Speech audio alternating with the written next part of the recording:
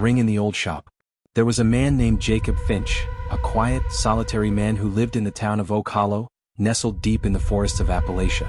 Jacob had no family, no close friends, and little interest in the affairs of others. He spent his days tending to his small farm, growing corn and tobacco, and his nights drinking at the local tavern.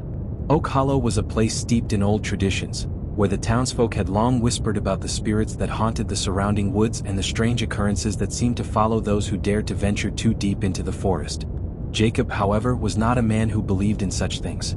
He was a practical man, down-to-earth, pragmatic, and cynical. But all that changed the day he walked into the old shop at the edge of town. The shop had been there as long as anyone could remember, a dusty old place with crooked windows and a sign that hung askew above the door, reading simply, "Antiques." No one knew who owned the shop. There were no signs of life, yet the door was always open. No one ever dared to ask too many questions about it, and it was mostly ignored by the townsfolk. The few brave enough to venture inside usually came back with strange stories about what they had seen, but no one could ever quite agree on what they'd found. Jacob, though, had never been one to follow rumors. One crisp autumn afternoon, with the golden sunlight streaming through the trees, he walked into that very shop. It had been a long day and he had finished his work early for once. As he stepped across the threshold, the bell above the door jingled faintly, a sound that seemed almost too faint to be real. The air inside the shop was thick with dust, and the smell of old wood and incense filled his nose. Strange trinkets and artifacts lined the walls, their surfaces aged and worn by the hands of time. Behind the counter, an elderly man with a long white beard and crooked glasses watched Jacob with dark, piercing eyes. His clothes were old-fashioned, his coat frayed at the cuffs, but there was a sharpness to his gaze that made Jacob uneasy. The man did not greet him with a smile. He simply nodded toward the shelves. "Look around," the old man said in a gravelly voice, almost too quiet to hear. "You'll find what you seek." Jacob didn't respond. He wasn't looking for anything in particular. He simply felt a strange pull to the place, as if it had been waiting for him. He wandered through the aisles, running his fingers along the smooth, worn surfaces of forgotten relics. The items seemed to hum with a strange energy, each one whispering a different story to him. But it was not until he reached the farthest corner of the shop that he found what he hadn't known he was looking for. There, nestled in a small velvet-lined box, was a ring. It was a simple piece of silver, but the stone in its center was a deep, unnatural shade of red, almost as if it were alive. The ring seemed to pulse with a dark energy, and as Jacob lifted it from its resting place, the room around him seemed to grow colder. He held it in his hand, mesmerized by its strange beauty. The old man appeared at his side, silent as a shadow. "That ring has been here longer than I have," he said, his voice low. "It is not for the faint of heart." Jacob turned the ring over in his hands, studying the intricate carvings on the band. It was an old thing, undoubtedly, but it felt important. There was a weight to it, an unspoken history that clung to its surface. Something in Jacob stirred. Maybe it was the loneliness he'd always felt, the longing for something more. But he knew without a doubt that he needed this ring. "How much?" he asked, his voice firm. The old man hesitated, his eyes narrowing. "It is not the price you should be concerned with," he replied, his tone almost a warning. "Once you take it, it will be with you. Forever. You'll be bound to it and it to you." Jacob felt a chill run down his spine, but he didn't let it show. "I'll take it," he said firmly, his voice betraying no hesitation. The old man's gaze softened, and with a reluctant sigh, he nodded. "Very well. But be warned, young man, this ring is not a gift. It is a curse. And once it is worn, you will never escape its grasp." Jacob didn't listen.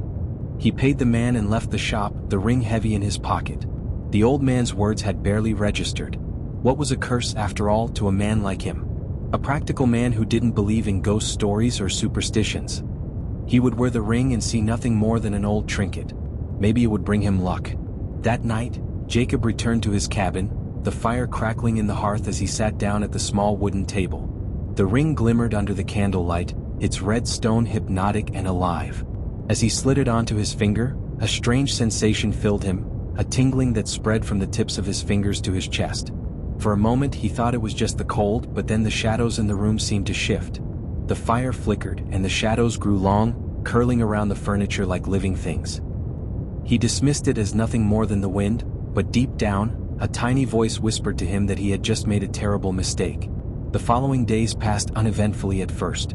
Jacob went about his work, tending to the farm as he always did, But the ring began to feel different. It wasn't the weight of it but the sensation that something was watching him, something dark, something hidden. He began to hear whispers in the corners of his cabin at night, faint murmurs that would vanish the moment he turned his head. The shadows, too, seemed to stretch longer, crawling across the walls in a way that defied the natural course of the sun. One evening, as Jacob sat by the fire, he heard a soft tap on the door. His hand instinctively went to the ring, its cold stone pressing against his skin. He stood up and approached the door, opening it slowly. There was no one there. But as he stepped outside, his heart skipped a beat. The air was thick with mist, swirling around his feet like smoke. In the distance, beyond the edge of the trees, he saw it. A figure, cloaked in shadow, standing just outside the woods. Its shape was indistinct, its features hidden in darkness, but Jacob could feel its gaze on him, burning through the fog. He wanted to run. But the ring, he could feel it tugging at him, pulling him toward the figure. Something inside him, something deep and primal, urged him forward. He walked toward the woods, his feet heavy with the weight of the ring. But as he took another step, the figure vanished into the mist, leaving only the cold, empty air behind. The whispers grew louder in his mind, and he realized with a sickening jolt that the ring had not been a simple trinket. It was something much darker. Something that had been waiting for him. The man who had bought the haunted ring was now bound to it, forever. The ring's grip tightens. The days after Jacob's encounter with the shadowed figure were like a blur. He tried to convince himself that it was just his imagination, that the exhaustion of farm life had gotten to him, but the more he ignored it, the more the ring began to assert its presence. It wasn't just a ring anymore, it was something alive and it was watching him.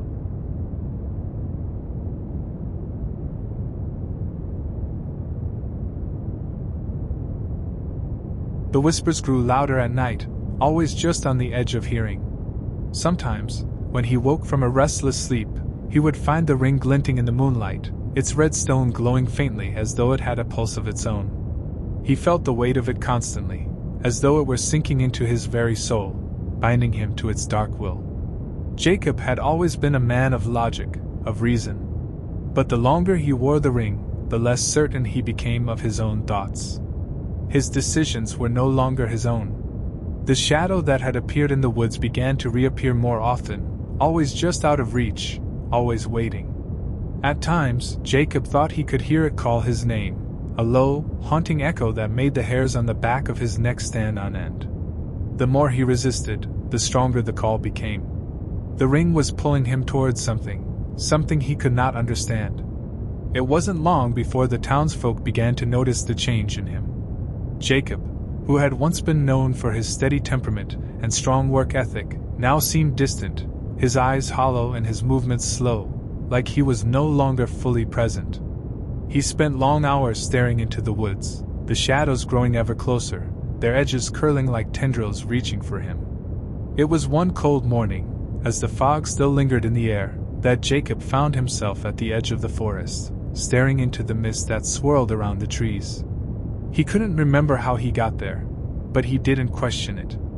The whispers were so loud now, like an insistent chant in his ears, urging him forward. "Jacob, come!" He couldn't ignore it anymore. The pull was undeniable.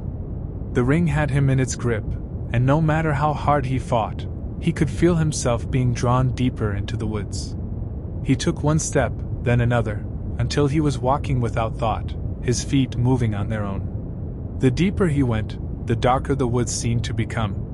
The trees stretched high above him, their branches twisting and turning like the fingers of some ancient being, blocking out the sky.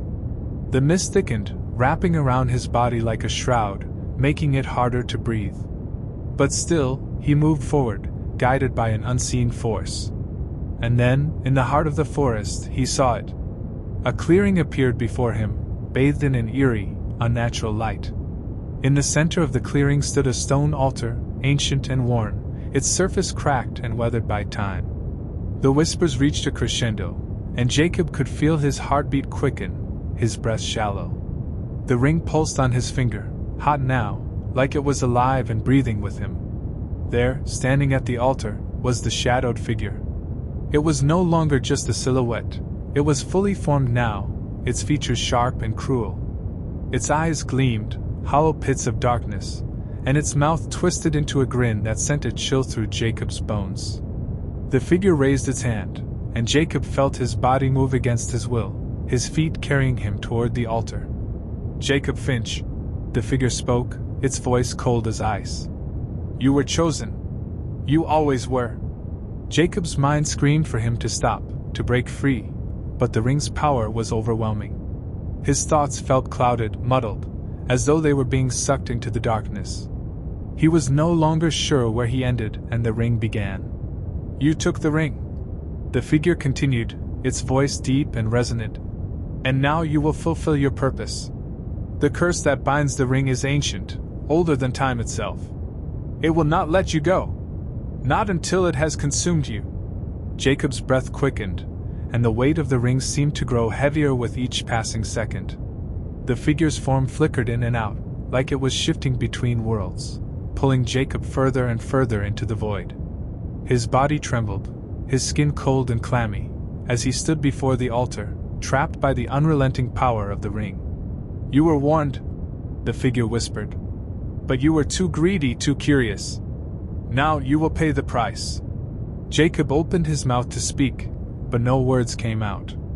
The whispers that had plagued him for so long now filled his mind, drowning out everything else. The ring pulsed with an intensity he had never felt before, its energy surging through him, filling him with a cold, malevolent power. He could feel his thoughts slipping away, lost in the darkness that surrounded him. And then, just as he thought he would be swallowed by the shadows, he heard something different. A voice, soft and distant, cutting through the whispers. "Jacob! Jacob!"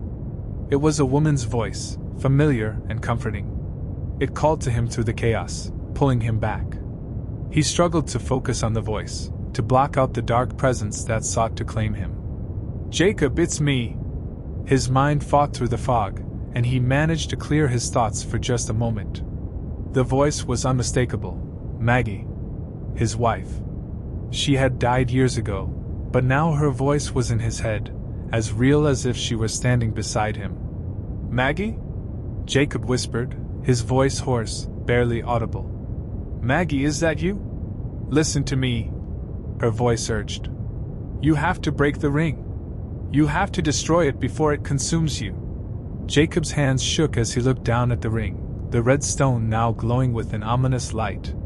He could feel the energy swirling inside him, the darkness closing in, but Maggie's voice was his lifeline, a beacon of hope in the suffocating void. With all his strength, he reached for the ring, his fingers slipping around it.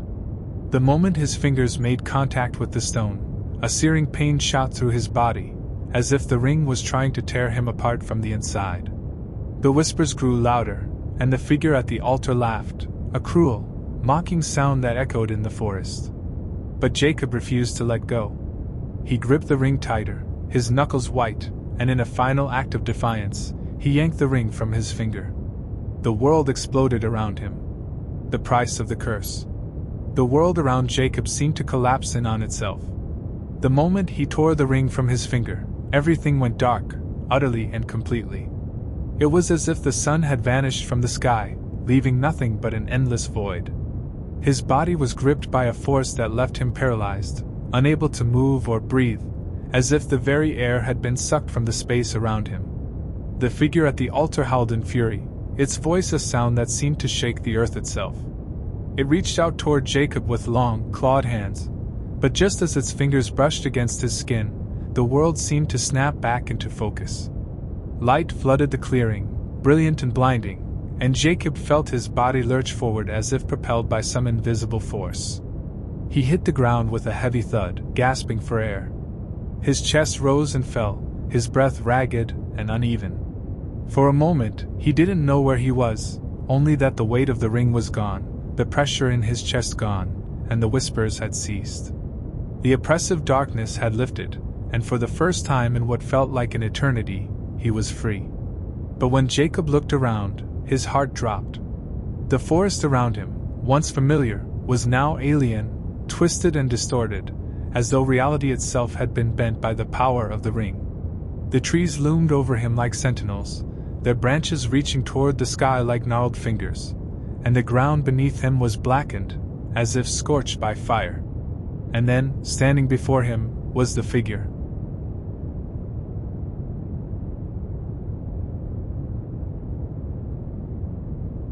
Its form was no longer a mere shadow. It was fully corporeal, solid, and towering, with eyes that gleamed like burning embers. The air around it seemed to crackle with an ancient energy, and its mouth stretched into a grin that was both terrifying and triumphant. "You think you can break the curse?" The figure boomed, its voice like thunder. "You cannot escape what you've unleashed, Jacob Finch. The ring was not merely a tool, it was a prison, and you have freed me." Jacob staggered to his feet, his body still shaking, his hands trembling from the lingering pain of the ring's grip. His mind raced, but every thought seemed to slip through his fingers like water. He had broken the ring, hadn't he? He had taken it off, freed himself from its curse. But the figure's presence, its power, seemed to suggest otherwise. "You can never truly break the curse, Jacob," the figure continued, its voice softening into something almost sadistic. "The ring was a part of me. And now so are you." Jacob's blood ran cold. He had thought the curse was over, but now it seemed that it was just beginning. The darkness that had surrounded him was not just a manifestation of the ring, it was the figure itself, a manifestation of something far older and far more powerful than he could have imagined. "Where is the ring?" Jacob demanded, his voice hoarse. He couldn't let the figure have it. He couldn't let it regain its power. The figure's grin widened, its hollow eyes glimmering with malevolent glee. "You think you've rid yourself of it? Foolish man. It's already claimed you. The ring is no longer a piece of jewelry, it's a part of your soul. And now, as long as you live, it will be with you. You will never be free." Jacob's breath caught in his throat. The weight of those words settled over him like a heavy cloak. He had been so sure that removing the ring would end the curse, that it would break whatever hold the darkness had on him. But now he understood, the curse wasn't just about the ring. It was about him, about his own desires and his greed for something beyond what was given to him. And now, it had claimed him. "You will return to Oak Hollow," the figure intoned, its voice like a whisper that seemed to reach into Jacob's very soul. "You will carry my mark, my influence. The curse will follow you wherever you go. It will never leave you." Jacob staggered back, his mind swimming, but he could not look away from the figure. The trees around him began to sway, the air growing thick and suffocating, and the earth beneath his feet seemed to tremble with each word that the figure spoke. "I won't let you take me," Jacob whispered, his voice filled with defiance. The figure's laugh was low and chilling, echoing through the trees like a rolling storm. "You already belong to me, Jacob. There's nowhere you can hide. Nowhere to run." With those final words, the figure extended its hand toward Jacob. He felt the darkness surge again, flooding his body like ice water, and for a moment, he thought he would be consumed by it entirely. But then something unexpected happened. A sharp, blinding light erupted from within him. He didn't know where it came from, but it burst forth like a beacon, pushing the darkness back, unraveling it. The figure recoiled, its form flickering, its angry cries swallowed by the light. Jacob could feel the ring, still present, still in his blood, but the light was fighting it. The light was fighting it with every ounce of his being. In the midst of the chaos, Jacob did something he hadn't thought he was capable of. He let go. He let go of the fear, the anger, the pain. He let go of the need to control it all. And when he did, the light intensified, pouring from him like a cleansing fire, enveloping everything in its path. The figure screamed, its form disintegrating before Jacob's eyes, its once terrifying presence collapsing into nothingness. The dark energy that had plagued him for so long was gone, burned away by the light. And just as suddenly as it had all started, the clearing was quiet. The trees were still. The air was warm again. Jacob stood alone in the woods, his body trembling, but his mind clear for the first time in what felt like an eternity. He knew he wasn't free yet, not entirely. The ring would always be with him, a part of his soul, a mark that could never be erased. But he had won this battle. He had broken the curse. As Jacob turned to leave the forest, the first light of dawn broke through the trees, casting a soft glow over the clearing. But even as he walked away, a small part of him, the part that still felt the weight of the ring, knew the truth. The darkness was never truly gone. It would always be there, waiting, watching. And the curse, well, it would be back. They always came back.